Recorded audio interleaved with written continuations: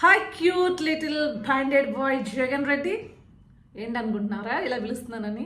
అంటే ఏం లేదండి, సినిమాల్లో పవర్ స్టారు, సూపర్ స్టారు, ఇంకొక స్టారు అని చెప్పేసి బిరుదులు ఉంటాయి. అట్లా ఈ రోజు నుంచి జగన్మోహన్ రెడ్డికి బ్యాండెడ్ బాయ్ జగన్మోహన్ రెడ్డి అని చెప్పి పిలుద్దాం.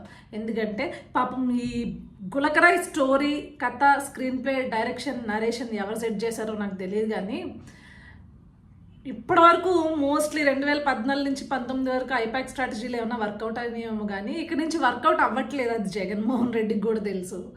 పాపం అయినా కూడా వాళ్ళని బిలీవ్ చేసి వాళ్ళు చేయమన్నది చేస్తున్నారు. చూడండి యాక్టింగ్, అసలు మనవాడికి ఆస్కర్ లెవెల్లో చేసిన పర్ఫార్మెన్స్కి ఒక అవార్డు ఇవ్వాలన్నమాట. మనం కూడా ఒక ఆస్కర్ లెవెల్ అవార్డ్స్ని క్రియేట్ చేసి మరీ పాలిటిక్స్లో ఇవ్వాలి.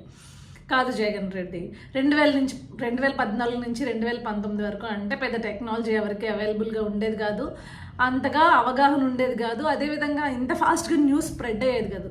అప్పుడు నువ్వు కోడికత్తి డ్రామా ప్లే చేసినా, లేకపోతే బాబాయ్ గొడ్డలి డ్రామా ప్లే చేసినా ఎవరైనా కొద్దిగా బిలీవ్ చేశారు వాటిని.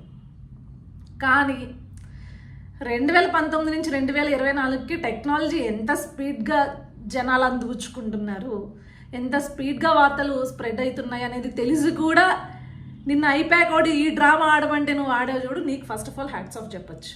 ఫెయిల్యూర్ అవుతుందని తెలిసిన సరే. నిన్న కదా బ్యాండెడ్ తీసింది, మొన్నటి దాకా ఒక బ్యాండెడ్ అతికించుకున్నాడు. జనరల్గా బ్యాండెడ్ ఎలా అతికించుకుంటారండి అంటే ఒక చిన్న స్కారు, లేకపోతే అంటే ఇంకా ఆ పచ్చు ఉంటే దెబ్బకి ఆ పచ్చు ఉంది అనుకోండి, వాటి మీద ఈగలు వాడకుండానో లేకపోతే హీలింగ్కో బ్యాండెడ్ వాడతారు. అసలు అదేంటి జగన్ రెడ్డి, అసలు బ్యాండెడ్ తీస్తే మొత్తం దెబ్బే మాయమైపోయింది. ఏం కామెడీగా అనిపించట్లా? ఇది కొద్ది గొప్ప ఐపాక్ వాళ్ళు ఇలాంటి డ్రామాలు క్రియేట్ చేసినప్పుడు కొంచెంలో కొంచెం బిలీవబుల్గా ఉండేలా చూడు. మరీ ఇలా దెబ్బలు మాయమైపోయి జనాలకు దొరికిపోయేలా చేస్తే కమెడియన్లా చూడరు మనల్ని. నిన్న అసలు మీ పేటీఎం గొర్రెలు హీరో అని ఒక ఎలివేషన్ వేస్తున్నారు, నువ్వేమో రోజు రోజుకి కమెడియన్ అయిపోతున్నావు. పాపం ఏం చేస్తాం.